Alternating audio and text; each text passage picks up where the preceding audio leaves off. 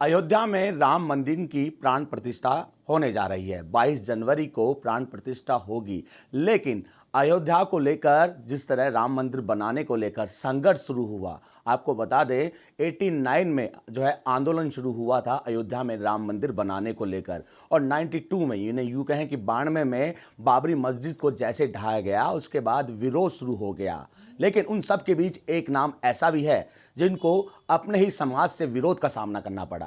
दरअसल हाजी गुल मोहम्मद मंसूरी, जो कि 77 में जनता पार्टी के विधायक थे और 92 में जब वो अयोध्या गए उस वक्त बाबरी मस्जिद को तोड़ा जा रहा था। जिस तरह विरोध का सामना हुआ उसके बाद इनके ही समाज के लोग यानी यूं कहें कि मुस्लिम समाज के लोगों ने इनके खिलाफ मोर्चा खोल दिया।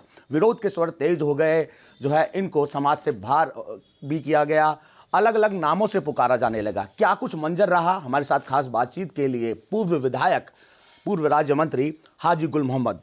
सर, क्या कुछ मंजर हुआ था, कब आप गए थे, उसके बाद विरोध का किस तरह सामना करना पड़ा? देखो 89 से शिला पूजन हुई थी। शिला पूजन के बाद में जब चला कार्यक्रम तो 92 के अंदर मतलब वहाँ गए थे देखने के लिए हम भी कि उन्होंने कहा क्या है स्थिति, क्या है क्या नहीं है, मस्जिद है नहीं है, ये लोग ये दिक्कतें ये ऐसा है। लेकिन वहाँ इतना कुछ था भीड़ कि कुछ आदमी आगे लगे हुए थे, वो हो सकता है दूसरी पार्टी के हों। लेकिन जब ऊपर एक दो आदमी चढ़ गए गुंबद पे तो उन्होंने कुछ से तोड़ना चालू किया वहाँ हंगामा मचा। हालांकि अडवाणी जी और उमा भारती जी ये मना भी कर रहे थे, भाई ये क्या कर रहे हो, ये क्या कर रहे हो, बहुत मना भी किया हम लोगों ने। लेकिन मॉब जो होती है ना, भीड़ होती है, वो फिर धीमे धीमे सब जगह पहुँचेगा। भीड़ बहुत थी, वो टूटने लगी, हम लोग वापस आ गए। ये वहाँ का मंजर। वहां से जब आ रहे थे समाज के लोग भी उग्र हो गए, आपके खिलाफ फतवा भी जारी कर दिया गया। किस तरह विरोध देखने को मिल रहा था? वहाँ से आने के बाद में देखो रास्ते की बातें बताएं। रास्ते में तो हम ट्रेन के अंदर आए, जो जगह जगह लाठियाँ ले लेके लोग खड़े थे, संघर्ष काफ़ी था। पार्टी के लोग उसमें सब थे हम लोग। आगे वहाँ आने के बाद में टेलीफोन आने लगे। यहाँ टेलीफोन में बहुत बदतमीजी और बहुत गालियाँ जितनी भी होती थी। उस समय मोबाइल तो थे नहीं, लैंडलाइन थे, उसी पर आती थी। तो लैंडलाइन के ऊपर घर के अंदर बच्चे तो छोटे छोटे थे, वो मैसेज वगैरह थी, तो मैसेज वगैरह ने गालियाँ जो उनके पास आई, हम नहीं गए तो वो अटेंड करे टेलीफोन। उन्होंने अटेंड किया वो तो कहने लगे भाई मैं तो अपने पिया जाती हूँ, मेरे से बस का काम नहीं है। मैंने कहा भाई थोड़ा तसल्ली खाओ, करते हैं बात।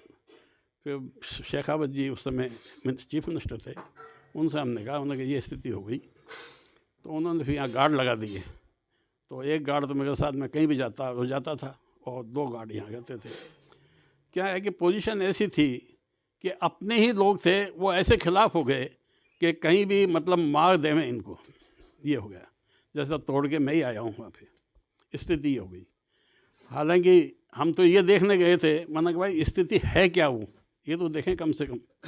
लेकिन वो तो देख तो पाए नहीं, वो सब मामला खंड-बिंड हो गया, ये स्थिति हुई। फतवे भी जारी किए गए। फतवा तो अपना ही आदमी जो हमारे मतलब भाई बंदों में रिश्तेदार है, वो ही लेके आए कोई कैथून से, मुफ्ती से। तो वो लाए, उन्होंने कह दिया भाई गुल ऐसा ऐसा कोई अगर जावे और तोड़ के आवे मस्जिद तो उसका क्या अंजाम होना चाहिए, न बाकायदा नाम लिख के कि गुल मोहम्मद जी गए ऐसा ऐसा किया। तो उन्होंने फतवा तो क्या होता है, जो लिख के देते हैं ना उसके अनुसार फतवा देते हैं। जब कोई मस्जिद को तोड़ेगा कोई, तो उसने कहा कि भाई वो तो इस्लाम से खारिज हो गया। अब वो लेके तमाम बिरादरी के अंदर हो गया, तमाम मुस्लिम से हो गया। कोई बुलावे नहीं, शादी ब्याह ख़त्म, मौत मैयत ख़त्म, यहाँ तक कि कब्रिस्तान में नहीं जाने देवे। यानी कई तरह के व्यवधान पैदा हुए उस समय। फिर बाद के अंदर धीमे धीमे जब लोगों को पता समझाया किया, तो फिर थोड़ा बहुत काफ़ी वो हुआ। कई बार तो ऐसी स्थिति हो गई कि जैसे मारने की, मार दो इनको तो जान से ही। और वो होती है, जोश होता है कईयों में।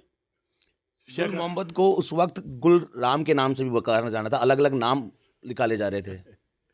वो तो कोई गुल्लू राम कहता, कोई गुल राम कहता, ऐसे कई नाम निकाल रखे थे उस समय। तो फिर भैरव सिंह जी से हमने कहा, चीफ मिनिस्टर थे वो, मैंने कहा साहब ऐसा सा मामला है, हालात बहुत ख़राब हैं। तो उन्होंने फिर गार्ड लगाए यहाँ मेरे यहाँ, 2-3 साल रहे गार्ड। और एक साथ जाता था यहीं जहाँ भी मैं के जाता था, और 2 यहाँ घर पे रहते थे। ये स्थितियाँ तो बहुत विकट थी गुल मोहम्मद बनने के लिए आपको दोबारा निकाह करना पड़ा। जी। ये बहुत बड़ी, सब बाकायदा काजी को बुलाया, काजी को बुला के निकाह किया, और निकाह करके और बहुत मुश्किल से मतलब उन कलमा वगैरह पढ़ाया दोबारा, हर तरह से ये करना पड़ा। तो ये थे गुल मोहम्मद, जिनको बाबरी मस्जिद जाना यानी यूँ कहें कि अयोध्या जाने पर विरोध का सामना करना पड़ा, धमकियाँ मिली। उनके पुत्र भी हमारे साथ हैं। सर, लंबा समय हो गया, 77 में गुल मोहम्मद जी जनता पार्टी से विधायक रहे, 92 में अयोध्या गए, उसके बाद विवाद शुरू हो गया और अभी भी धमकियाँ मिल रही हैं। हाँ, धमकियाँ तो नहीं रहती, लेकिन लोगों में रोष रहता है। कभी भी कोई ऐसी बात आ जाती है तो लोग पुरानी बात को ला देते हैं। व्हाट्सएप पे काफ़ी रही है, तो उन लोगों को कहा भी हमने, भाई एफआईआर हम लोग करा सकते हैं, तो आप लोग इस मामले को जानते नहीं हो, बहुत सेंसिटिव है। तो फिर भी उनके मनों में तो गंदगी है ही। और हालांकि ऐसा होता नहीं है। जयपुर शहर मुफ्ती के हम लोग बहुत एहसानमंद हैं, पुराने मुफ्ती अहमद हसन साहब के, जिन्होंने बिल्कुल सिरे से इसको खारिज किया, और उन्हीं का फतवा हम पे था, हमारे पास भी था, और जिन्होंने फतवा दिया था उनसे भी हमने वापस लिखवाया था। तो ये जो कुछ चंद ऐसे लोग थे जिन्होंने ये बदमाशी करके पूरे समाज में भ्रम फैलाया था। और लेकिन स्थिति बहुत दयनीय थी उस टाइम पे। हम लोगों के साथ मतलब इस तरह का वाक़यात होते थे कि मतलब हम लोगों को स्कूल में भी परेशान करते थे, और शादी वगैरह में, इनमें प्रोग्रामों में जाते थे तो उस वक्त बड़ी दिक्कतें आती थी। पूरा परिवार हमारा, लेकिन जो हमारा ख़ानदान का परिवार था वो साथ लगा रहा। चूँकि बड़ा नाम रहे हैं, हमारे वालिद समाज के राष्ट्रीय अध्यक्ष भी रहे हैं, इसलिए कुछ बेईमान लोग तो होते ही हैं जो कि भाई ठीक है, इन लोगों की खिलाफत की जाए। और भारतीय जनता पार्टी में रहे तो लोगों को ये था कि भाई भारतीय जनता पार्टी में क्यों हैं आप लोग, सबसे बड़ी उनको दिक्कत ही थी।